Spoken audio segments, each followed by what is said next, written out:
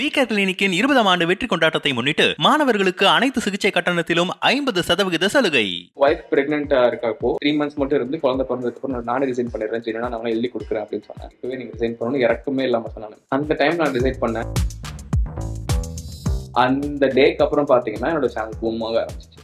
20,000 views இருந்து 2 lakh views ஆச்சு. ஒரு மாசம் சம்பாதிக்கிறது என்னால இங்க ஒரு நாள் சம்பாதிக்க முடியும். 60 lakhsக்கு ப்ராடக்ட் வாங்கிருக்கீங்க நீங்க. கண்டிப்பா. அதெல்லாம் நீங்க திரும்பி எடுத்துட்டீங்களா? போட்ட இன்வெஸ்ட்மென்ட்ஸ்லாம் இந்த 4 வருஷத்துல. காஸ்ட்லியா இருக்கிறதுலே ஹையஸ்ட் குவாலிட்டி டிவி வாங்கினேன். ரொம்ப காஸ்ட்லியா வாங்கினேன். என்னால அந்த டிவியை வச்சு ஒரு 5 கண்டென்ட் ஆச்சு போட முடியும். அந்த 5 கண்டென்ட்ல டிவி வாங்கின காசு என்னால சம்பாதிச்சிட முடியும். என்ன பையனை இப்படி வளர்க்குறீங்க? அவனுக்கு 1.5 வயசு தான் ஆகுது. புரியாது. என்ன பையனை இப்படி வளர்க்குறீங்க? உங்க பையனை போய் தட்டு கொடுத்துருங்க, ஆசிரமத்துல விட்டுருங்க. யூடியூப்ல இருந்து வீடியோ போட்டோம்னா யூடியூப்ல இருந்து காசு வருது ஆடுக்காக. அதை தவிர்த்து 2 விதமா நம்ம ஏர்ன் பண்ணலாம். என்ன அப்படின்னா, இப்ப சொல்லும் போது சொன்னாரு எனக்கு வந்துட்டு 31, பட் பாக்குறதுக்கு அவர் அப்படி இல்ல. அண்ட் கமெண்ட்ஸும் அப்படி வருதுன்னு நான் கேள்விப்பட்டிருக்கேன். அங்க வந்துட்டு யூர் சோ கியூட் அப்படி இப்படிலாம் வரும்ல, அதெல்லாம் நீங்க எப்படி ஹேண்டில் பண்றீங்க? கொஞ்சம் சம்டைம்ஸ் பொசசிவா இருக்கும். கமெண்ட் டிலீட் பண்ணி விட்டு. Wow. Hi hello all Vikatan viewers, நான் உங்க ஹர்ஷா. இன்ஃப்ளூயன்சர்ஸ் எல்லாமே பல விதம், அதில் இவர் ஒரு விதம் அப்படின்னே சொல்லலாம். அதுவும் ரொம்ப அழகா விதவிதமா ப்ராடக்ட் ரிவ்யூ கொடுத்து அழகா கமெண்ட்லாம் படிச்சு யாருங்க இதெல்லாம் பெரிய விஷயமாக்குவானா இவர் ஆக்குவாரு. சின்னதா இந்த மாதிரி பண்ணலாமே அப்படின்னு ரொம்ப கியூட்டா நம்மளுக்கு நிறைய ரிவ்யூஸ் கொடுத்துட்டு இருக்காரு. வீட்டு உபயோக பொருட்கள் ஆகட்டும், எல்லா விஷயத்தை பத்தியும் ரொம்ப அழகா நம்மளுக்கு சொல்லியிருக்காரு. வேற யாரும் இல்ல, நம்ம ஷாதிக் அசீஸ் அண்ட் அவரோட ஒய்ஃப் நஸ்ரின் தான் பார்க்க போறோம். பேசலாமா? நிறைய ரிவ்யூ வீடியோலாம் நீங்க போட்டுதான் வந்துட்டு ஃபேமஸ் ஆயிருக்கீங்க. இதுக்கு முன்னாடி நீங்க என்ன சார் பண்ணிட்டு இருந்தீங்க? ஆக்சுவலி இதுக்கு முன்னாடி ஒரு ஏரோஸ்பேஸ் கம்பெனில ஒரு 5 years ஒர்க் பண்ணிட்டு இருந்தேன். Okay. But due to some reasons இந்த கொரோனா டைம்ல ஜாப் போயிடுச்சு. ஸோ அதனால என்ன பண்றதுன்னு தெரியாம ஒரு கன்ஃபியூஸ் ஸ்டேட்ல இருக்கும்போது தான் எனக்கு யூடியூப் வந்து கை கொடுத்து. சாலரி ஜாப்ல இருக்கிற ஒரு ஹஸ்பண்ட் அப்படியிலேருந்து இப்போ அப்படியே ஒரு டிராஸ்டிக் சேஞ்ச், ஒரு பிசினஸ் ஒரு இன்ஸ்டாகிராம் யூடியூப்னு சொல்லும்போது உங்களுக்கு எப்படி இருந்துச்சு? ஆக்சுவலா எனக்கு பெருசா நான் வந்து ரொம்ப கொஞ்சம் ஜாலியாவே எடுத்துக்கிட்டேன். அது நான் சீரியஸாவே எடுத்துக்கல. திடீர்னு ஒரு நாள் கால் பண்ணி இந்த மாதிரி சொன்னாங்க, நான் வந்து ரிசைன் பண்ணிட்டேன் அப்படின்னு. வீட்டில் யாருக்கும் தெரியாது. நாங்க வந்து கொஞ்ச நாள் அப்படியே மெயின்டைன் பண்ணிட்டே இருந்தோம். வேலைக்கு போறாரு அப்படின்ற மாதிரி. ஹோம்னால ஸோ கொஞ்ச நாள் அப்படியே எதுவும் காட்டிக்கல. சரி, இது கொஞ்சம் பிக்கப் ஆன பிறகு சொல்லிக்கலாம், சொல்ல வேண்டாம் அப்படின்னு. அப்புறம் மேனேஜ் பண்ணிக்கிட்டோம் அப்படியே. உங்களுக்கு ஆக்சுவலா வந்துட்டு எங்கேருந்து இந்த ஐடியா வந்துச்சு? ஓகே, நம்ம இன்ஃப்ளூயன்சர் ஆக போறோம், இன்ஸ்டாகிராம், யூடியூப் இதெல்லாம் வந்துட்டு கோவிட் முன்னாடி வரைக்கும் ஒரு பெரிய பெரிய பிராண்டு இல்லைன்னா வந்துட்டு பெரிய பெரிய செலிபிரிட்டிஸ், சினிமாவில் இருக்கிற ஆட்கள் மட்டுமே பண்ணிட்டு இருந்த ஒரு விஷயத்த ஒரு காமனர் பண்ண ஆரம்பிச்சது இந்த கோவிட் டைம்ல இருந்தா. ஸோ அது பண்ணலாம், அதுலேருந்து ஒரு ரெவென்யூ இருக்கு, அதுலயும் நம்ம ஹிட் ஆகலாம். அதெல்லாம் உங்களுக்கு எங்கேயும் அந்த ஐடியாலாம் வந்துச்சு? சும்மா நம்ம தான் பண்ணிட்டு இருக்கோம். ஃபேஸ்புக், இன்ஸ்டாகிராம், டப் ஸ்மாஷ் அப்படி இப்படின்னு. அதுக்கப்புறம் டிக்டாக் வந்துச்சு. அதில் நான் வீடியோஸ் போடாமல் பயங்கரமாக பூம் ஆயிடுச்சு எனக்கு. ஆனால் இதெல்லாம் நான் ஒரு டைம் யோசிச்சு பார்க்கும்போது, ஆஃபீஸ் போகிறதுக்கு முன்னாடி வரைக்கும் ஓகே, ஆஃபீஸ் போயிட்டு நான் அதை கன்டினியூ பண்ணிட்டே இருந்தேன். ஒரு ஸ்டேஜில் பார்க்குறப்போ ஆஃபீஸ் ஒர்க் பண்ணுறோம், நமக்கு சேலரி கிடைக்குது, டிக்டாக்ல வீடியோஸ் போடுறோம், ஒன்றுமே கிடைக்க மாட்டேங்குது அப்படின்ற மாதிரி தான் எனக்கு இருந்துச்சு. அப்படியே யோசிச்சிட்டே இருக்கும்போது திடீர்னு பார்த்தீங்கன்னா எனக்கு ஒரு மெயில் வந்துச்சு டிக்டாக்ல இருந்து. ஐ மீன் உங்கள் டிக்டாக் பேஜ் வந்து இதுக்கப்புறம் நீங்கள் மானிட்டைஸ் பண்ணிக்கலாம். அது அனுப்பி 1 monthல பார்த்தீங்கன்னா டிக்டாக் பேன் அப்படின்னு ஒரு. ஐயோ. ஸோ நான் 2 லட்சம் சப்ஸ்கிரைபர்ஸ் ஏற்றி வச்சிருக்கேன் டிக்டாக்ல. அது சும்மா இந்த மாதிரி சினிமா டப் ஸ்மாஷ் வீடியோஸ் தான் போடுவேன். பட் ஸ்டில் இந்த மாதிரி டிக்டாக் பேன் வரப்போ ஐ வாஸ் லைக், என்னடா இது இப்படி ஆயிடுச்சு அப்படின்னு. இதெல்லாம் உங்களுக்கு வேலை போனதுக்கு அப்புறமா இல்ல? இது எல்லாமே நான் ஆஃபீஸ் ஒர்க்ல இருக்கிறப்போ இருக்குது. ஸோ டிக்டாக் பேன் ஆன உடனே லைக் ஓகே, இதுக்கப்புறம் எதுவும் பண்ண முடியாது அவ்வளோதான் அப்படின்ற மாதிரி தான் இருந்தேன். ஆஃபீஸும் போயிட்டு இருந்தேன். அந்த டைம்ல திடீர்னு கோவிட் வந்துச்சு. அந்த டிக்டாக் பண்ணிட்டு இருந்த டைமை வேற ஏதாச்சும் பண்ணலாமேன்னு சொல்லிட்டு தான் யூடியூப் சேனல் ஒன்று கிரியேட் பண்ணி என்ன வீடியோஸ் போடுறதுன்னு தெரியல. நிறைய ரெஃபரன்சஸ் எடுத்தேன். நிறைய சின்ன வயசுல நிறைய ஆக்னி பிம்பிள்ஸ்லாம் வரும். ஸோ அதுக்கு ஏதாச்சும் பண்ணிட்டே இருப்பேன். இந்த கடலை மாவு அது இது. ஸோ அது மாதிரி ஏதாச்சும் பண்ணிட்டே இருப்பேன் டிஃப்ரெண்டாக. ஸோ அதை பற்றி வீடியோஸ் போடுவோம்னு சொல்லிட்டு அப்படி ஆரம்பிச்சது. அந்த ஆக்னி பற்றி போடுறது, எனக்கு இருக்க ஸ்கின் ப்ராப்ளம்ஸ் பற்றி நான் எப்படி ரிகவர் பண்ணேன் அப்படின்ற மாதிரி வீடியோஸ் போடுறதுலாம். உங்களோட எந்த வீடியோ வந்துட்டு ஃபர்ஸ்ட் ஒரு செம பெரிய ஹிட் கொடுத்துச்சு? இதுலேருந்து எல்லாரும் வந்துட்டு சாதிக் அசீஸ் அப்படின்றவங்களை திரும்பி பார்க்க ஆரம்பிச்சாங்க. நான் ஒரு 20 வீடியோஸ் போட்டதுக்கப்புறம் எனக்கு பெருசாக வியூஸ் இல்லை. ஒரு வியூஸ் இருந்துச்சு ஒரு 10,000 20,000, அதிகபட்சம் 30,000 வியூஸ் தான் இருந்துச்சு. நல்ல வீடியோவே அவ்வளோதான் இருந்துச்சு. திடீர்னு எனக்கு கிரியேட்டர் ஆன் த ரைஸ் அப்படின்னு சொல்லிட்டு என்னோட சேனலில் யூடியூப் வந்து பார்த்தீங்கன்னா வேர்ல்டு வைடாக தூக்கி யார் யூடியூப் ஆப் ஓப்பன் பண்ணாலும் சரி, யூடியூப் டெஸ்க்டாப்ல ஓப்பன் பண்ணாலும் சரி, டிவியில் ஓப்பன் பண்ணாலும் சரி, கிரியேட்டர் ஆஃப் த ரைஸ் அப்படின்னு என்னோட சேனல்ல போய் யூடியூப் பின் பண்ணி விட்டாங்க. ஏன் பண்ணாங்கன்னு தெரியல, எப்படி பண்ணாங்கன்னு தெரியல. வாவ். வேர்ல்டு வைட்ல என்னோட சேனல் வந்து அன்னைக்கு ஒரு நாள் 24 ஹவர்ஸும் பின்னா இருக்கும். ஹோம் பேஜ்ல என்னோட channel creator of the rise அப்படின்னு ஃபர்ஸ்ட் வந்துடும். அந்த டேக்கு அப்புறம் பார்த்தீங்கன்னா என்னோட சேனல் பூமாக ஆரம்பிச்சிச்சு. 20,000 வியூஸ் இருந்து 2 lakhs வியூஸ் ஆச்சு. 20,000 சப்ஸ்கிரைபர்ஸ் இருந்தது, ஒரு டேல 40,000 சப்ஸ்கிரைபர்ஸ் ஆச்சு. ஒரே நாள் 20,000 earnings ஆச்சு. அப்பதான் எனக்கு யூடியூபோட பொட்டன்ஷியல் தெரிஞ்சிச்சு. ஒரு மாசம் சம்பாதிக்கிறது என்னால இங்க ஒரு நாள் சம்பாதிக்க முடியும்ன்ற பொட்டன்ஷியல் எனக்கு தெரிஞ்சிச்சு. அதுக்கப்புறம் தான் நான் கண்டினியூஸா நிறைய இன்னும் எஃபர்ட் எடுத்து வீடியோஸ் போட ஆரம்பிச்சேன். அப்படிதான் கொஞ்சமா பூம் ஆச்சு எனக்கு. Nice nice. எனக்கு தெரிஞ்சு இது ஒரு பெரிய லீப்னே சொல்லலாம் இல்லைங்களா? நான் எக்ஸ்பெக்ட் பண்ணல இந்த மாதிரி நடக்கும். ஆமா கண்டிப்பா. எனக்கு என்ன ஆச்சரியமா இருக்குன்னா, லவ் மேரேஜ் பண்ணிருக்கிறவங்களே வந்துட்டு இந்த மாதிரி திடீர்னு ஒரு நார்மல் கெரியரை விட்டுட்டு இந்த மாதிரி யூடியூப் இன்ஃப்ளூயன்சர், இன்ஸ்டாகிராம் அப்படின்லாம் வந்துட்டு ஒரு கம்ப்ளீட்டா வேற ஒரு பாதையில போறது வந்து ஒத்துக்க மாட்டாங்க. நீங்க அரேஞ்ச் மேரேஜ் இருந்தும் அந்த அண்டர்ஸ்டாண்டிங் அதெல்லாம் வந்து எப்படி உங்களுக்கு வந்துச்சு? அந்த மெச்சூரிட்டி, அதை அண்டர்ஸ்டாண்ட் பண்ணிட்டு ஓகே அவர் அதுல சக்சீட் பண்ணிடுவாரு, அந்த நம்பிக்கை அதெல்லாம் எப்படி வந்துச்சு? அதுதான் நான் கொஞ்சம் விளையாட்டுத்தனமாவே எனக்கு தெரியும் அவங்க பண்ணிடுவாங்க, எதுனாலும் பண்ணிடுவாங்க. அந்த அண்டர்ஸ்டாண்டிங் இருக்கு, கான்ஃபிடென்ஸ் அவங்க மேல ஏன்னா ஏதாச்சும் ஒரு போஸ்ட் பண்ணாலே அவங்க வந்து ரொம்ப டைம் எடுத்து அது ப்ராப்பரா இருக்கணும், எல்லாமே பண்ணுவாங்க. இப்போ வரைக்குமே வந்து எந்த டீமும் இல்லை, அவங்க தான் ஷூட் பண்ணுவாங்க, அவங்க தான் எடிட் பண்ணுவாங்க, எல்லாமே அவங்க மட்டும்தான். ஸோ ஸ்டார்டிங்ல இருந்து நான் அப்படியே பார்த்துட்டதுனால சரி பண்ணுவாங்க, கண்டிப்பா பண்ணிடுவாங்க அப்படின்னு எனக்கு தெரியும். அப்படின்னு தெரியும். எனக்கு தெரிஞ்சு உங்களோட ஃபாலோவர்ஸ் எல்லாருமே யூடியூப்லயும் சரி, இன்ஸ்டாகிராம்லயும் சரி, உங்களை ஃபாலோ பண்றதுக்கு ஒரு தனி க்ரௌட் இருக்காங்க. நீங்க ரிவ்யூ போடுவீங்க, நிறைய ப்ராப்பரான ஜென்யூனான ரிவ்யூஸ் கொடுப்பீங்க. அதுக்கு மத்தியில கமெண்ட்ஸ்ல வந்த இன்னொரு பெரிய கேள்வி வந்து, உங்க வைஃப் மாஸ்க் கழட்டவே மாட்டாங்களா, உங்க வைஃப் அவங்க ஃபேஸ் ரிவீலே பண்ண மாட்டாங்களான்னு ஒரு பெரிய கேள்வி இருக்கு. அது என்ன கான்ஷியஸா நீங்க எடுத்துக்கிட்ட ஒரு டெசிஷனா? இல்ல, ஆக்சுவலி இவங்களை எங்கேயாச்சும் என் கூட ரோட்ல பாக்குறீங்கன்னா இவங்க ஃபேஸ் மாஸ்க் போட்டுக்க மாட்டாங்க. ஆனா இவ்வளவு மாஸ் மீடியா முன்னாடி அவங்க ஃபேஸை காட்டுறதுக்கு ப்ரிப்பேர் ஆகல. இப்போ ஆனா நீங்க இவங்க வெளியே பாத்தீங்க அப்படின்னா கண்டிப்பா ஃபேஸ் மாஸ்க் போட்டிருக்க மாட்டாங்க. சப்ஸ்கிரைபர்ஸ் கிட்ட நான் இருக்கும்போது பேசினா அவங்களுக்கு ஓகே தான். அவங்க பிரைவேட் லைஃப் அஃபெக்ட் ஆக கூடாது இல்ல, அதுக்காக. Okay super. நீங்க சொந்த காசு போட்டு நிறைய வாங்கி குமிச்சு அது உங்க சொந்த இன்வெஸ்ட்மெண்ட்ஸ் எல்லாம் போட்டு அந்த மாதிரிலாம் நிறைய விஷயங்கள் பண்ண மாதிரி இருக்கு. அதெல்லாம் உங்களோட இன்ட்ரெஸ்டா இல்ல இதுதான் என்னோட ஜானர் நீங்க சூஸ் பண்ணிக்கிட்டீங்களா? இல்ல, ரொம்ப பேசிக் சிம்பிள் கான்செப்ட் தான். இப்போ பிசினஸ் பண்றீங்க அப்படின்னா முதலீடு போடணும். ஓகே, அதே மாதிரி தான் யூடியூபும். நிறைய பேர் என்ன நினைச்சுக்கிறாங்கன்னா யூடியூப்ல வந்து காசு செலவே பண்ணாம ஈஸியா சம்பாதிச்சுட்டு போயிடுறாங்க அப்படின்னு. யூடியூபும் ஒரு பிசினஸ் தான். நீங்க இன்வெஸ்ட் பண்ணாதான் உங்களால திருப்பி ரிட்டர்ன் எடுக்க முடியும். இப்போ நான் ஒரு டிவி, நான் நார்மல் டிவி வாங்கியிருக்கலாம் ஒரு 50,000 60,000க்கு. நான் கொஞ்சம் காஸ்ட்லியா இருக்கிறதுலே ஹையஸ்ட் குவாலிட்டி டிவி வாங்கினேன், ரொம்ப காஸ்ட்லியா வாங்கினேன். ஏன்னா இதுக்கு அதே காஸ்ட்லி டிவின்னு வச்சுக்கோங்களேன்.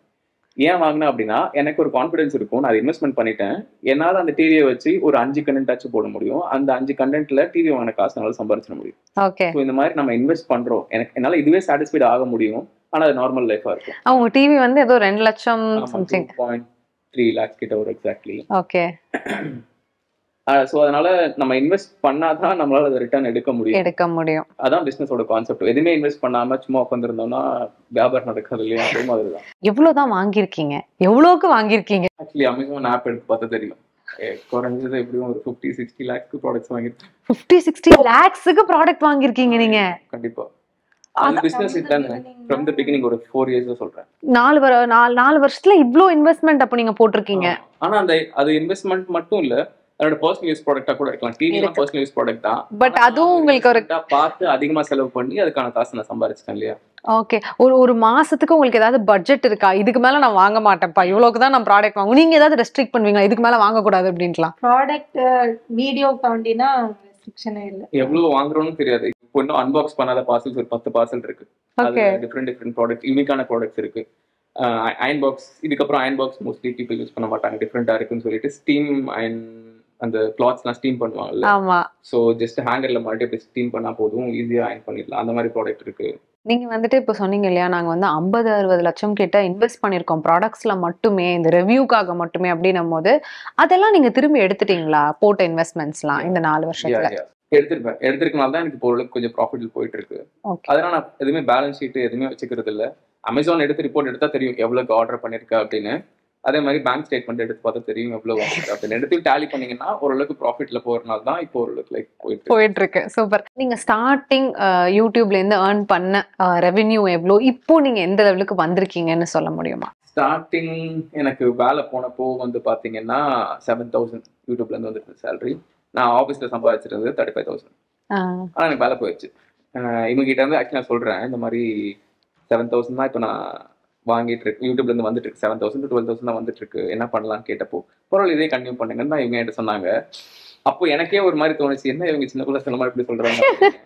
ஆனா அதுக்கப்புறம் தான் எனக்கு புரிஞ்சு அவங்க எந்த அளவுக்கு என் மேல கான்ஃபிடன்ஸ் வச்சு சொல்லியிருக்காங்க. 7,000 earn பண்ணிட்டு இருந்தது ஒரு 6 months 70,000 ஆச்சு.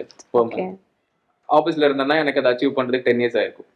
அப்புறமா கொஞ்சமா இம்ப்ரூவ் ஆகி இப்போ ஓரளவுக்கு ஸ்டாண்டர்டா ஒரு 1 lakh 1.5 அந்த மாதிரி வந்துட்டு இருக்கு.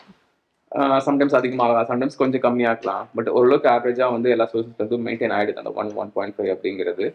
இதை நான் ஆஃபீஸ்ல அச்சீவ் பண்றதுக்கு எனக்கு நான் ஒரு மேனேஜர் பொசிஷன் போகணும் 20 years ஆயிருக்கும். அதனால உங்களுக்கு இது வந்து பெட்டரா தான் தெரியுது. பட் இது எவ்வளவு அன்பிரடிக்டபிளா இருக்கு. ஏன்னா எனக்கு மாசம் 20,000 10,000 கண்டிப்பா அந்த 31ஆம் தேதி அக்கௌண்ட்ல வந்துரும்ன்றதை தாண்டி இதுக்காக நம்ம இவ்வளோ ஒர்க் பண்ணி இவ்வளோ வீடியோஸ் போட்டு இதெல்லாம் உங்களுக்கு எந்த அளவுக்கு அன்பிரடிக்டபிளா இருக்கு. எனக்கு தெரிஞ்சு இது நீங்க ஆன்சர் பண்றதை விட நீங்க சொல்லுங்க, ஒரு குடும்ப தலைவியா அடுத்த மாசம் வந்துட்டு வருமா வராதான்ற மாதிரி இருக்குமா உங்களுக்கு என்னைக்காது?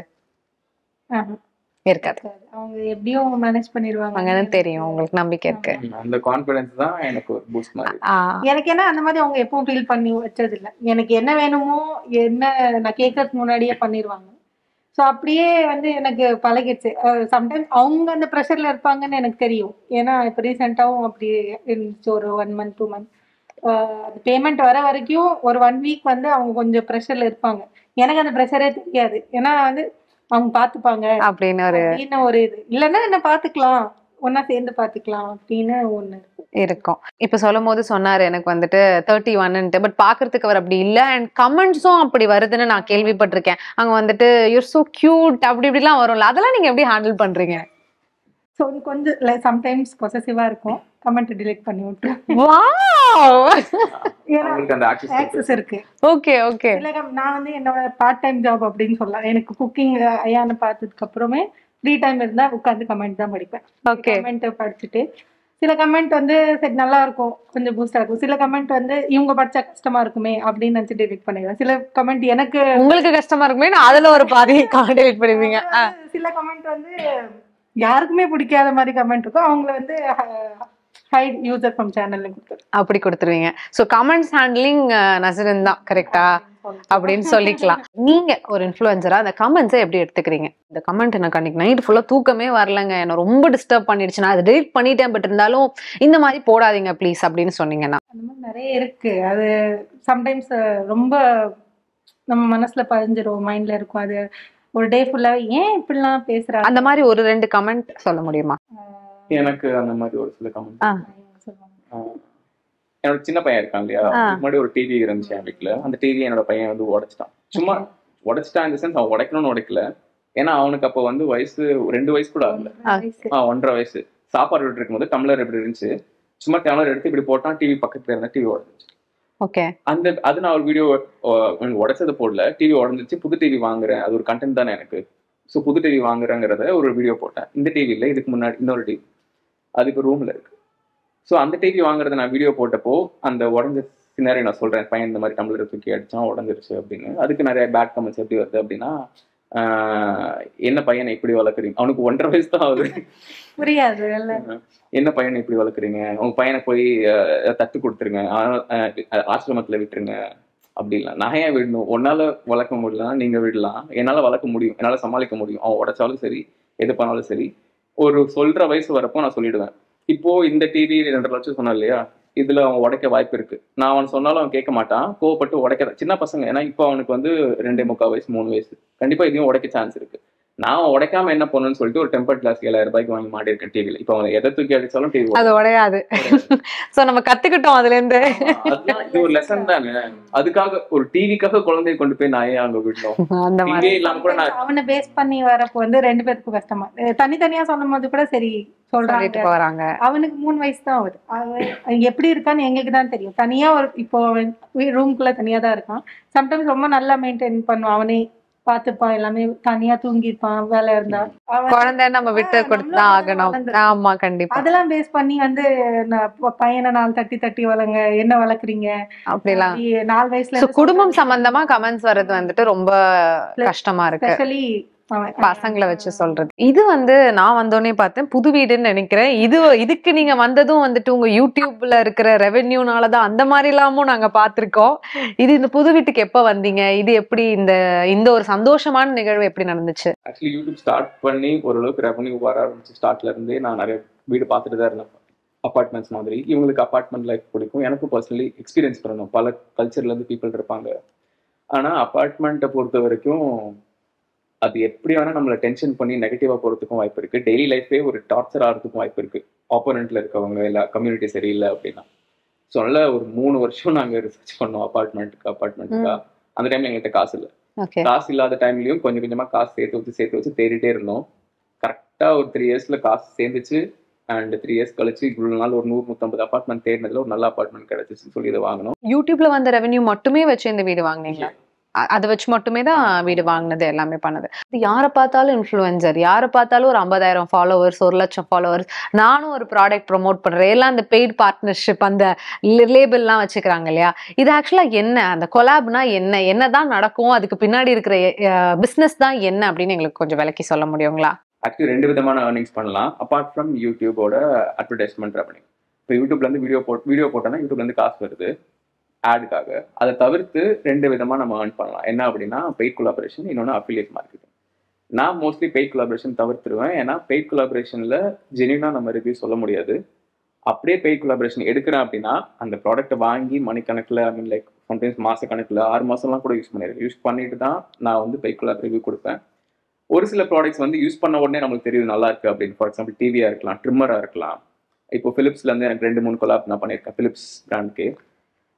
அது வந்து பார்த்தீங்கன்னா ட்ரிம்மர்ஸ் தான். பிலிப்ஸ் ட்ரிம்மர் தெரியும் நம்மளுக்கு. எனக்கு பர்சனலி ரொம்ப பிடிச்சிருந்துச்சு. அதனால உடனே ஃபர்ஸ்ட் டைம் யூஸ் பண்ணோடனே நல்லா இருக்குன்னு நான் வீடியோ போட்டிருப்பேன். ஆனால் ஒரு சில skin care products, hair care ப்ராடக்ட்ஸ்லாம் நான் 6 மாசம்லாம் கூட யூஸ் பண்ணி நல்லா இல்லைன்னு சொல்லிட்டு பண்ணாமல் விட்டுருக்கேன். அது என்னோட டைம் வேஸ்ட்டும் தான். ஆனால் அவ்வளோ டைம் எடுத்து மெனக்கெட்டு அந்த பெய்ட் கொலாபுக்கு ப்ராடக்ட்டை வாங்கி அவ்வளோ யூஸ் பண்ணி நான் 6 மாதம் கழிச்சு நல்லா இருக்குன்னு ரிவ்யூ கொடுக்குறப்போ பீப்புள் வாங்குறாங்க அப்படின்னா கண்டிப்பாக அவங்களுக்கும் பாசிட்டிவாக, எல்லாருக்குமே பாசிட்டிவாக வராது, 100ல் ஒரு 90% ஆஃப் பீப்புளுக்கு அது பாசிட்டிவாக வரதுக்கு சான்ஸ் இருக்குது. ஏன்னா அவ்வளோ டைம் எடுத்து நான் அதை யூஸ் பண்ணியிருப்பேன். அப்படி யூஸ் பண்ணும்போது எனக்குமே ஸ்கின் வந்து ப்ராப்ளம் ஆகும், அது ரிகவரி ஆகிறதுக்கு டைம் ஆகும் திருப்பி. அண்ட் செகண்ட் வந்து அஃபிலியேட். மோஸ்ட்லி அஃபிலியேட் தான் நான் எடுப்பேன். ஏன் அப்படின்னா நானே என்னோட சொந்த காசில் எனக்கு பிடிச்ச ப்ராடக்ட்டை வாங்கிடுவேன். ஒரு சில டைம் 2-3 ஃபேஸ் வாஷ்லாம் போடுறேன் அப்படின்னா ஒரு 10 ஃபேஸ் வாஷ் வாங்கிடுவேன். அது ஒன்றுனா டைம் எடுத்து பாடி வாஷ் ஒன்றுனா டைம் எடுத்து அதே மாதிரி ஷாம்பு ஒன்றுனா டைம் எடுத்து யூஸ் பண்ணி ஃபைனலாக ஒரு லிஸ்ட் வச்சிருப்பேன் இல்லையா, ஒரு 6 மாதத்துல எல்லா ப்ராடக்ட்ஸுக்கும். அதை மட்டும் ஒன்றுனா வீடியோஸ் போட ஆரம்பிப்பேன். பெஸ்ட் ஷாம்பு, பெஸ்ட் சோப், அப்புறம் பெஸ்ட் சன்ஸ்க்ரீன், அப்புறம் best face wash, best face scrub, இந்த மாதிரிலாம் வீடியோஸ் போட்டிருக்கேன். இது எல்லாமே இவ்வளோ டைம் எடுத்து யூஸ் பண்ணது தான். இப்போது அப்லேட் நான் ஏன் பண்ணுறேன் அப்படின்னா, இவ்வளோ ப்ராடக்ட்ஸ் நான் வாங்கினாலும் ஒரு ப்ராடக்ட் மட்டும் பெஸ்ட்டுன்னு சொல்கிறேன் அப்படின்னா நல்லா இல்லாத ப்ராடக்ட்ஸை நல்லா இல்லைன்னு ஓப்பனாக சொல்கிறதுக்கான ஃப்ரீடம் எனக்கு கிடைக்கும். ஏன்னா நான் அந்த ப்ராடக்ட்டோட கன்சியூமர். நான் என் சொந்த காசு போட்டு அந்த ப்ராடக்ட்டை வாங்கியிருக்கேன், எனக்கு அது பிடிக்கல, நல்லா இல்லை, நீங்கள் பார்த்துக்கோங்க அப்படின்னு பீப்புள் கிட்ட நல்லா ஓப்பனாக சொல்ல முடியும். நான் பெய்ட் கொலாப்ல அப்படி பண்ண முடியாது. நல்லா இல்லைனாலும் நீங்கள் ஏன் நல்லா இல்லைன்னு சொல்கிறீங்க, போய் சொல்லுங்கன்னே நிறைய பிராண்ட்ஸ் கிட்ட சொல்லுவாங்க.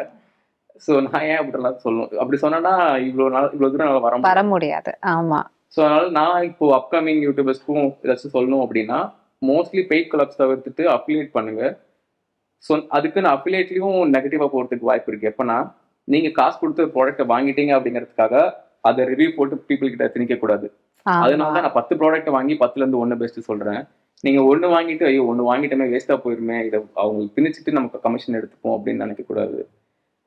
எது பெஸ்ட்டோ அதை மட்டும் பீப்புளுக்கு ரெக்கமெண்ட் பண்ணீங்கன்னா ஆப்வியஸ்லி நீங்க இன்னும் பண்ண தேவையில்ல, அவங்களே உங்களை மேல கொண்டு வந்துருவாங்க. இந்த வீட்டில் இருக்கிற கேட்ஜெட்ஸ் ஒவ்வொரு விஷயமும் வந்துட்டு ரொம்ப யூனிக்கா வாங்கி போடுற மாதிரி இருக்கு. ஐ மீன் என்ன சொல்றது, ஒரு சின்ன ப்ராடக்டா இருக்கட்டும், ஒரு 500 ரூபாய்க்குள்ள இருக்கிற ப்ராடக்டா இருக்கட்டும், இதெல்லாம் நீங்க ரிசர்ச் எங்கேருந்து பண்ணி வாங்குறீங்க? இவங்க ஆக்சுவலி எனக்கு நிறைய ப்ராடக்ட்ஸ் வந்து ரீல்ஸ் ஷேர் பண்ணுவாங்க இன்ஸ்டாகிராம்ல. இவங்களோட மெயின் ஒர்க் இப்போதைக்கு எனக்கு எப்படி சப்போர்ட் பண்ணுவாங்கன்னா, ஏதாச்சும் வீடியோஸ் பார்க்குறாங்க ரீல்ஸில் அப்படின்னா ஃப்ரீ டைமில் அதை அப்படியே எனக்கு ஷேர் பண்ணுவாங்க. அந்த வீடியோஸ்லாம் நான் உட்காந்து பார்ப்பேன். அதில் எனக்கு எது வீடியோஸ்க்கு யூஸ் ஆகும்னு பார்த்துட்டு அந்த ப்ராடக்ட் எல்லாத்தையும் நான் ஆர்டர் போட்டுருவேன். பல்காக அமேசானில், ஃப்ளிப்கார்ட்டில் இதெல்லாம் அந்த ப்ராடக்ட் அவைலபிளாக இருக்கும். தேர்ட் பார்ட்டி வெப்சைட் இருந்தாலும் பரவாயில்ல, ரிஸ்க் எடுத்து அந்த ப்ராடக்ட்டை கேஷ் ஆன் டெலிவரியோ இல்லை ஃபுல் பேமெண்ட் பண்ணி ஆர்டர் போட்டுருவேன். அந்த ப்ராடக்ட் எல்லாமே பல்கா வீட்டுக்கு வந்துகிட்டே இருக்கும். அதில் ஒன்றா ஓப்பன் பண்ணி யூஸ் பண்ண ஆரம்பிப்பேன். அதுல எது நல்லா இருக்கோ அதை வீடியோ போட ஆரம்பிப்பேன். நாங்களும் பர்சனலாக யூஸ் பண்ண ஆரம்பிப்போம். இப்படி தான் ஆக்சுவலி போயிட்டு இருக்கு. ஒரு சில ப்ராடக்ட்ஸ் வந்து என்னோட டெய்லி லைஃப்ல நான் ஃபேஸ் பண்ற ப்ராப்ளம்ஸ்க்கு என்னென்ன சொல்யூஷன் இருக்கு அப்படின்னு ஆன்லைன்ல சர்ச் பண்ண ஆரம்பிப்பேன். சே ஃபார் எக்ஸாம்பிள் விண்டோஸ் வந்து டிரான்ஸ்பரண்டா இருக்கும் எங்க வீட்டில், புது வீட்டில். ஸோ இதுக்கு என்ன சொல்யூஷன் பண்ணலான்னு பார்க்குறப்போ எல்லாச்சும் ஸ்க்ரீன் விண்டோவில் வந்து ஒரு ஸ்க்ரீன் மாதிரி ஒட்டிக்கோங்க, சன் ஃபிலிம் மாதிரி. விண்டோ கழட்டிட்டு தான் ஒட்டுற மாதிரி இருக்கும். 2000 ரூபாயிலேருந்து 3000 ரூபாய் செலவாகுனாங்க. இதுக்கு எதுக்கு அவ்வளோ செலவு பண்ணும் அப்படின்னு சொல்லிட்டு ஜஸ்ட் அமேசானில் போயிட்டு விண்டோ ப்ரைவசி ஃபிலிம் அப்படின்னு போட்டேன். ஒரு ஸ்ப்ரே வந்துச்சு 200 ரூபாய்க்கு. ஏஷியன் பெயிண்ட்ஸோட ஒரு 200 ரூபாய் ஸ்ப்ரே. அந்த ஸ்ப்ரே விண்டோவில் அடிச்சு விட்டுட்டேன். அது கம்ப்ளீட்டாக ஃப்ராஸ்ட் கிளாஸ் மாதிரி ஆயிடுச்சு. 200 ரூபாயில முடிஞ்சிச்சு. 2000 ரூபாய் 3000 ரூபாய் முடிக்க வேண்டியது. அப்புறமா வீட்டோட பால்கனிக்கு வந்து பாத்தீங்கன்னா ஒரு மஸ்கிட்டோ நெட் போட்டிருக்கேன். இது வந்து ஃபர்ஸ்ட் டோருக்கு போட்டிருந்தேன். பட் ஆனால் பெரிய சைஸ்ல அவைலபிளா இல்லை. சொன்ன கஸ்டமைசபிள் மஸ்கிட்டோ நெட்டுக்கு அந்த பிராண்ட் கிட்டே நான் அமேசானில் ஆர்டர் போட்டு கால் பண்ணி என்னோட டைமென்ஷன்ஸ் சொன்ன உடனே ஃபுல் பால்கனிக்குமே எனக்கு மஸ்கிட்டோ நெட் கொடுத்துட்டாங்க. நான் ஜஸ்ட் அது ஸ்டிக்கர் மாதிரி ஒட்டிட்டு ட்ரில் பண்ணி வச்சிருந்தேன். அதுக்கு எனக்கு ஆன செலவு 5000 ரூபாய், 2 பால்கனிக்கும் சேர்த்து. ஆனா நான் வெளியே ஒரு தேர்ட் பார்ட்டி கிட்ட மஸ்கிட்டோ நெட்டை ஃபுல்லா ஸ்லைடிங் டோர் வச்சு அடிக்கிறதுக்கு எவ்வளோ ஆகுன்னு கேட்டப்போ அவங்க சொன்னது 70000 ரூபாய். ஸோ நான் பர்சனலி எப்படி காஸ்ட் கட்டிங் பண்ணலான்னு பாக்குறது அப்படியே ஆன்லைன்ல சர்ச் பண்றேன். எனக்கு அதுக்கு ப்ராடக்ட் இருக்கு ஆன்லைன்ல அவைலபிளா. ஒரு சிலர் நம்மள இங்க ஏமாத்திட்டு போயிடுறாங்க. சரியா, நம்மளுக்கே தெரியறது இல்லை. ஓகே இதுதான் சொல்யூஷன் போல, வேற வழியே இல்லைன்னு நம்ம வாங்கிடுறோம். ஆனா நம்ம ஆன்லைன், அதனால தான் நிறைய பேருக்கு நான் ஆன்லைன் ரெக்கமெண்ட் பண்றேன். ரீசன் என்னன்னா, வேர்ல்டு வைட்ல ஒரு இந்தியா வைட்ல நீங்க நிறைய செல்லர்ஸ் இருப்பாங்க, நிறைய ஆப்ஷன்ஸ் உங்களுக்கு கிடைக்கும். ஒரே இடத்துல நீங்க பிக்சரா இருக்க வேண்டாம். எங்கேயுமே ஆப்ஷன் இல்லைன்னா நீங்க ஆஃப்லைன்ல போகலாம். பட் ஆஃப்லைன்ல போய் சப்போர்ட் பண்றதும் நல்லது தான். பட் நிறைய பேருக்கு எனக்கு கமெண்ட்ஸ்ல என்ன வரும்னா, ஏன் ப்ரோ வெறும் ஆன்லைன்லேயே வாங்கிட்டு இருக்கீங்க, ஆஃப்லைன் செல்லர்ஸையும் நீங்க வந்து சப்போர்ட் பண்ணுங்க அப்படின்னு சொல்லி. நான் என்ன சொல்லுவேன்னா, நான் யூடியூப் ஒரு 6 மாசம் வந்து பாத்தீங்கன்னா ஆஃபீஸ் வேலையும் பண்ணிட்டு யூடியூப்பும் வந்து ஒரு 6 மாசம் கன்டினியூ பண்ணேன். எப்போ நீங்க அடிஷ்னல் எஃபர்ட் போடுறீங்களோ அப்போதான் வந்து உங்களுக்கு அதுக்கேற்ற மாதிரி அடிஷ்னல் இன்கம் வந்து கிடைக்கும். ஸோ நீங்க ஆஃப்லைன்ல ஒரு ஸ்டோர் வச்சிருக்கீங்கன்னா அந்த ஸ்டோருக்கு உங்க பீப்புள் தேடி வந்து வாங்கணும்னு மட்டும் நினைக்காதீங்க. ஆஃப்லைன் இருக்க ப்ராடக்ட்ஸே நீங்க ஆன்லைன்லயும் லிஸ்ட் பண்ணி ஆன்லைன்லயும் நம்ம வாங்கலாம். நீங்க கடை சும்மா வாடகை கொடுத்துருக்கணும். இப்போ 1 லட்ச ரூபாய்க்கு கடைக்கு சரக்கு வச்சிருக்கீங்க, மாசம் 30,000 ரூபாய் வாடகை கொடுத்துட்டு இருக்கீங்க அப்படின்னா மாசம் 30,000 ரூபாய் வாடகை வீணா போகும். 1 லட்ச ரூபாய்க்கு சரக்கு இருக்கு உங்களுக்கு, ஒரு நாளைக்கு 1000 ரூபாய் தான் உங்களுக்கு சேல் ஆகும். அப்படின்னா அதே நீங்க ஆன்லைன்லயே போட்டீங்க அப்படின்னா ஒரு நாளைக்கு ஆஃப்லைன்ல 1000 ரூபாய் சேல் ஆகும், ஆன்லைன்ல 10,000 ரூபாய் சேல் ஆகும். அதே கடை தான் நீங்க ஆன்லைன்ல பேக் பண்ணிட்டு 1 மணி நேரம் வேலை செய்ய போறீங்க, அவ்வளவுதான். அதே கடை தான். ஏன் அந்த சோர்ஸ் வேஸ்ட் பண்றீங்கன்னு சொல்றேன். ஸோ ஆஃப்லைன் நான் போகாததுக்கு மெயின் ரீசன் நான் ஒரு பேசிக்கலி சோம்பேறித்தனம். அண்ட் அது போக பெருசா தேடி நான் போய் ஒரு இடமா அலைஞ்சிட்டு இருக்க மாட்டேன். நீங்களும் அப்கிரேட் ஆகுங்கன்னு தான் நான் சொல்ல வரேன். லைக் நீங்களும் ஆன்லைன்ல ஸ்டோர்ஸ் போடுங்க. அமேசான்ல ஒரு ஸ்டோர் கிரியேட் பண்றதுக்கு 5 நிமிஷம் தான் ஆகும். ஜிஎஸ்டி நம்பர் இருந்தா போதும் அமேசான்ல ஸ்டோர் கிரியேட் பண்ணிடலாம். அண்ட் ஓன் வெப்சைட் கிரியேட் பண்றதுக்கு ஒரு 10,000 ரூபாய் செலவாகும். ஓன் வெப்சைட் நீங்க கிரியேட் பண்ணிடலாம், ஜிஎஸ்டி கூட தேவை கிடையாது. ஸோ அந்த மாதிரி நிறைய ஆப்ஷன்ஸ் இருக்கு. உங்க கடையை மட்டும் வச்சுட்டு இருக்காதீங்க. ஏன்னா இப்போ பீப்புள் அப்கிரேட் ஆகிட்டே இருக்காங்க.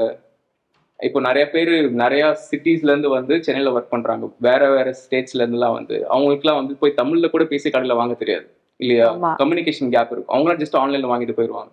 ஸோ அதனால நீங்களும் அப்கிரேட் ஆகும்னு சொல்லுவேன். ஸோ தட் நீங்க இன்னும் நிறைய ஏர்ன் பண்ணலாங்கிறதுக்காக தான் நான் சொல்றேன். இந்த கோவிடுக்கு அப்புறம் அது வந்து பேசுறது இல்லை ரொம்ப. அதுக்கு முன்னாடி வந்துட்டு வீட்ல இருந்து வேலை செய்றீங்களா, என்னதான் இருந்தாலும் ஆஃபீஸ் போய் அந்த ஒயிட் காலர் ஜாப் தான் ரொம்ப கௌரவமான ஒரு வேலையாகவும், வீட்லேருந்து வந்துட்டு ஃபோனில் பண்ணுறதும் லேப்டாப்பில் பண்ணுறதும், நீ என்னப்பா ஏசி ரூமில் உட்காந்து வீட்லேயே உட்காந்து அப்போயே வந்து சமையலும் செஞ்சுப்பேன் சாப்பிடவும் செஞ்சுப்பேன், அதே தான் நான் அங்கேயே தான் வேலை பார்க்குறேன். அது கொஞ்சம் கம்மியாக தான் பேசப்படுது இல்லையா. ஸோ அந்த மொபைலில் வேலை பார்க்குறதாகட்டும், கேமரா முன்னி வீட்லேயே வேலை பார்க்குறது, அது உங்களுக்கு எதுவும் தரக்குறைவாலாம் பேசியிருக்காங்களா? ஆக்சுவலி எனக்கு இப்போ தான் ரொம்ப ப்ரௌடாக ஃபீல் ஆகுது ஃபர்ஸ்ட் செஞ்சு இந்த வேலையை விட. ஏன்னா எனக்கு ஆஃபீஸ்க்கு வேலை எப்படி போச்சுன்னா, எனக்கு ஆஃபீஸ்லேருந்து ஒரு கால் வந்துச்சு. இந்த மாதிரி ஒர்க் ஃப்ரம் ஹோம் வீட்டில் பண்ணிட்டு இருந்தேன். லேப்டாப் எடுத்துட்டு வாங்க, பழைய லேப்டாப் கொடுத்துட்டு புது லேப்டாப் வாங்கிட்டு போங்க. ஆஃபீஸ்க்கு போய் பழைய லேப்டாப் ஹேண்ட் ஓவர் பண்ணிட்டு புது லேப்டாப் வெயிட் பண்ணுறேன். ஹெச்ஆர் மேனேஜர்லாம் வந்து உங்களை வேலையை விட்டு தூக்கியாச்சு, 2 லெட்டர் கையில் வச்சிருக்காங்க. ஒன்று வந்து ரெசிக்னேஷன் லெட்டர், இன்னொன்று வந்து டெர்மினேஷன் லெட்டர். நாங்கள் டெர்மினேட் பண்ணோன்னா உங்களை பிளாக் லிஸ்ட் எங்கேயுமே போக முடியாது. நீங்களே ரிசைன் பண்ணிட்டீங்கன்னா நீங்கள் எங்கே வேணா போய் வேலைக்கு சேர்ந்துக்கலாம், அதுக்கப்புறம் பிரச்சனை இல்லை அப்படின்னாங்க. எனக்கு ஒன்றுமே புரியலடா, லேப்டாப் கொடுக்கணும்னு கூப்பிட்டு இப்படி பண்ணுறீங்களேடா அப்படின்ற மாதிரி தான் எனக்கு இருந்துச்சு. அது போக நான் அவங்ககிட்ட ஒரு ரிக்வஸ்ட் பண்ணேன். இந்த மாதிரி என் ஒய்ஃப் 7 months ப்ரெக்னெண்ட்டாக இருக்காங்க. இப்போதைக்கு என்னோட வீடு ரன் ஆகுறது இந்த 30,000 35,000 சேலரியில் தான். அது போக இன்சூரன்ஸ் இருக்குது ஆஃபீஸில், ஒய்ஃப்க்கு ஃபேமிலி இன்சூரன்ஸ். ஸோ ஒய்ஃப் ப்ரெக்னெண்ட்டாக இருக்கப்போ அவங்களோட பிரசவ செலவு எல்லாமே ஆஃபீஸ்லேருந்து இன்சூரன்ஸ் ஒரு 1 lakh கிடைக்கும்.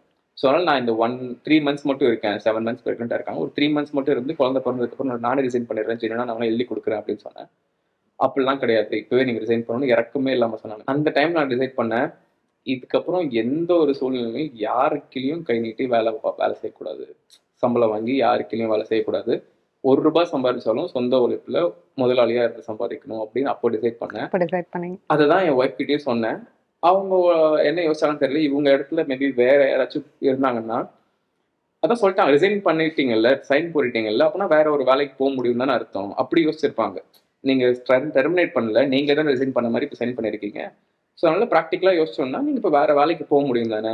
ஒரு 30,000 சம்பாதிச்சுட்டு இருக்க இடத்துல வேற வேலைக்கு போனீங்கன்னா ஒரு 60,000 சம்பாதிக்க முடியும். ஒரு ஹைக் கிடைக்கும் வேற ஒருத்தர் கம்பெனிக்கு ஜம்ப் பண்ணோம் அப்படின்னா. ஸோ உங்க மேலே பிளாக் லிஸ்டே இல்லை, அப்படிதான் ஒருத்தவங்க சொல்லியிருப்பாங்க. ஆனால் இவங்க என்ன சொன்னாங்கன்னா, நீங்க தான் யூடியூப் பண்ணிட்டு இருக்கீங்களா, யூடியூப்ல இருந்து எவ்வளோ வந்துட்டு இருக்கு, 7,000 வந்துட்டு இருக்கு, யூடியூப்ல இருந்து வந்துட்டு இருக்குல்ல, நீங்க பண்ணுங்க பரவாயில்ல. ஆனா அவங்க 7,000 வச்சு குடும்பம் நடத்திக்கலாம்னு முடிவு பண்ணிட்டாங்க. இல்ல, அவங்களுக்கு இருந்த கான்பிடன்ஸ் என்னன்னா, 7,000 மட்டும் இப்ப சம்பாதிக்கிறீங்க ஓகே, ஆனா உங்களால இதுக்கு மேலேயும் சம்பாதிக்க முடியும்ன்ற கான்பிடன்ஸ் அவங்களுக்கு இருந்துச்சு. அதனால ஃபீல் பண்ண முடிஞ்சுச்சு. அவங்க அப்படி இருந்தனால தான் என்னால் அது ப்ரெஷரை பெருசா ஃபீல் பண்ண முடியும். கொஞ்சம் கூலா இருந்துச்சு. பெரிய கவலை ஒரு ஒரு மென்னுக்கு என்னவா இருக்கும், இப்போ வயிற்றுல 7 மாசம் குழந்தை இருக்கு, அடுத்த செலவுக்கு என்ன பண்றது, இந்த மாதிரி கவலை இருக்கும். அதுக்கப்புறம் லைஃப் எப்படி லீட் பண்றது, இந்த மாதிரி கவலை இருக்கும். அவங்களே அதை ரொம்ப கூலா ஹேண்டில் பண்றப்போ என்ன நானே ஏமாத்திக்கிட்டு சரி முடியுன்ற ஒரு கான்ஃபிடன்ஸ்க்கு நான் வந்துட்டேன். நான் எடுத்த டெசிஷன் ஒரு கிறுக்குத்தனமா டெசிஷன் வச்சுக்கோங்க. ஒரு ஃபெயில் ஆயிருந்துச்சு அப்படின்னா I would have got effect. ஆனா அவங்க அப்படி கூலா ஹேண்டில் பண்ணனால தான் எனக்கு பெருசா ப்ரெஷர் ஃபீல் ஆகல.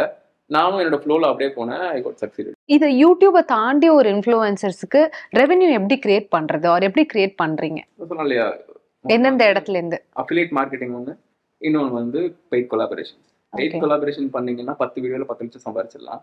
அப்படி இல்லைன்னா 5 வீடியோல 10 லட்சம் சம்பாதிச்சல, 2 லட்சம் வாங்கினீங்கன்னா, இல்ல ஒரே வீடியோக்கு 5 லட்சம் வாங்கி 10 வீடியோல 50 லட்சம் சம்பாதிச்சு. இது எப்படி வந்து இந்த ஃபிக்சேஷன் பண்றீங்க இல்லையா, இவ்வளோ அமௌண்ட் சம்பாரிச்சிடலாம், அதெல்லாம் எப்படி கொடுக்குறாங்க? ஃபாலோவர்ஸ் பார்த்து கொடுக்குறாங்களா, சப்ஸ்கிரைபர்ஸ் பார்த்து கொடுக்குறாங்களா, கண்டென்ட் வர்த்தினஸா, எதை பார்த்து கொடுக்குறாங்க? ஆக்சுவலி சப்ஸ்கிரைபர்ஸ் இப்போ ஒரு மேட்டர் இல்லை. ஏன்னா இப்போ ரீல்ஸ் ஷார்ட்ஸ்லாம் வந்ததுக்கப்புறம் ஒரு வீடியோ போட்டு வைரல் ஆச்சுன்னா உங்களுக்கு ஒரே வீடியோவில் 1 lakh சப்ஸ்கிரைபர்ஸ், ஒரு 10 வீடியோவில் 1 million சப்ஸ்கிரைபர்ஸ்.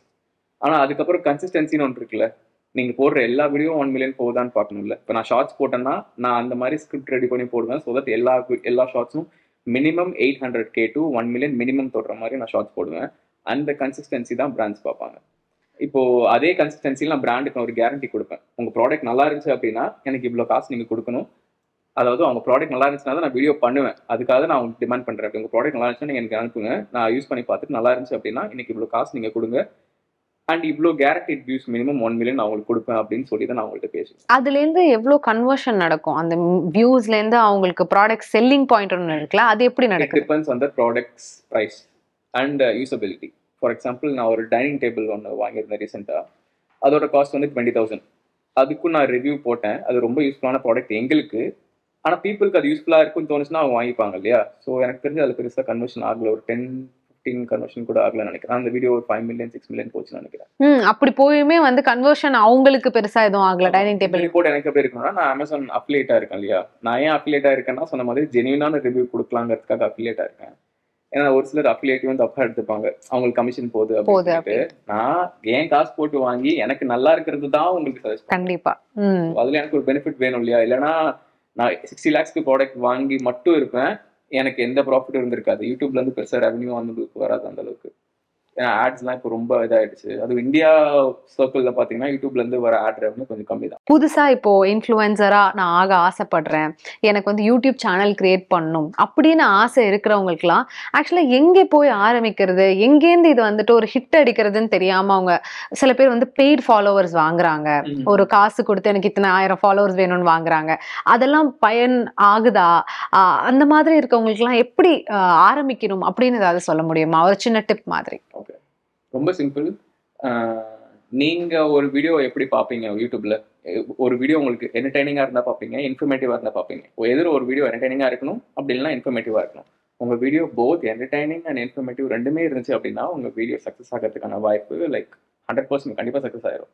ஏன்னா அது என்டர்டைனிங்காகவும் இருக்கு. ஆனா இப்போ உடனே ஆகாது. நீங்க ஒரு வீடியோ ஃபர்ஸ்ட் வீடியோ போட்டிருப்பீங்க, அது நல்ல வீடியோவா இருக்கும், கொஞ்சம் டைம் எடுத்து ஆகும். ஆனா இப்போ அந்த டைம் கூட நம்ம எடுத்துக்க தேவையில்லை. ரீசன் என்னன்னா ரீல்ஸ் இருக்கு, ரீல்ஸ் ஷார்ட்ஸ் இருக்கு. வீடியோ போட்ட உடனே அந்த வீடியோ நல்லா இருந்துச்சு அப்படின்னா ஷார்ட்ஸ்ல ஓவர் நைட்ல 1 மில்லியன் 10 மில்லியன் 100 மில்லியன் கூட போகும் ஷார்ட்ஸ். சில பேருக்கு ஆனா ஒரு 3 வியூ 15 வியூ 25 வியூன்னு வருது இல்ல, ப்ராப்ளம் இருக்குன்னு அர்த்தம். ஓகே, அப்படி இல்ல உங்க சேனல்ல ஏதாச்சும் ப்ராப்ளம் இருக்குன்னு அர்த்தம். இதுக்கு முன்னாடி காப்பிரைட்டட் கண்டென்ட்ஸ் போட்டிருப்பீங்க, மூவி கிளிப்ஸ் எடுத்து போட்டிருப்பீங்க, அது எல்லாத்தையும் டெலிட் பண்ணி சேனலை ஃபர்ஸ்ட் ரிஃப்ரெஷ் பண்ணணும். ஒரு கிளீன் ஸ்லேட்டா இருக்கணும் சேனல். ஒரிஜினல் கண்டென்ட் மட்டும் போடணும், மியூசிக்ஸ்லாம் ஆட் பண்ணாம. நீங்களே பாடி போறதுலாம் இப்போ ட்ரெண்ட் இல்ல. இப்போ எல்லாருமே இப்போ என்னதான் இப்போ ட்ரெண்ட்ல இருக்கு? டெய்லி லைஃப் ஸ்டைல் வீடியோஸ் போறது ஷார்ட்ஸ். இப்போ நீங்க அமேசான்ல ஒரு சின்ன ப்ராடக்ட் வாங்குங்க, ஃபார் எக்ஸாம்பிள் இந்த வாட்டர் பாட்டில் வாங்குங்க. இது ஒரு பேசிக் வாட்டர் பாட்டில், ஆனா இது வந்து BPA ஃப்ரீ வாட்டர் பாட்டில். அப்படின்னா BPA ஃப்ரீனா அது ஒரு விதமான பிளாஸ்டிக்ஸ்ல இருக்கக்கூடிய ஒரு விதமான ஒரு கெமிக்கல். ஓகே, அது ஹீட் சூடான தண்ணி ஊத்துறப்போ அந்த BPA ரிலீஸ் ஆகும். அதை நீங்க குடிக்கிறப்போ நிறைய கேன்சர் வரைக்கும் கூட வரதுக்கு வாய்ப்பு இருக்கு. Skin I mean like it's not good for health. So BPA free bottle, இந்த பாட்டில் நீங்க அமேசான்ல ஃபார் எக்ஸாம்பிள் வாங்குறீங்க அப்படின்னா இதோ ஒரு அன்பாக்சிங் வீடியோ போடுங்க. இந்த மாதிரி சர்தார் படம் பார்த்தேன், சர்தார் படம் பார்த்ததுக்கு அப்புறம் இந்த BPA ஃப்ரீ பாட்டில்ஸ் அவாய்ட் பண்ணலாமே அப்படின்னு சொல்லிட்டு நான் இந்த பாட்டில் வந்து அமேசான்ல வாங்கியிருந்தேன். இந்த பாட்டில் உங்களுக்கு சூடு தாங்கன்னு சொல்லியிருந்தாங்க, நானும் குடிச்சு பார்த்தேன். இதுக்கப்புறம் லைஃப் ஸ்டைல் எப்படி இருக்க போகுதுன்னு தெரியல. ஆனா முடிஞ்ச அளவுக்கு இந்த மாதிரி ப்ராடக்ட்ஸ் வந்து வாங்கி யூஸ் பண்ணுங்க. இப்போ ஒரு கண்டென்ட் நான் கொடுத்துட்டேன் இல்லையா, இந்த மாதிரி இது எங்களுக்கு ஒரு ஷார்ட்ஸா யூஸ் ஆகுன்ற மாதிரி சொல்றீங்க. அந்த மாதிரி தான் முடிஞ்ச அளவுக்கு பிளாஸ்டிக் பாட்டில்ஸ் அவாய்ட் பண்றது நல்லது.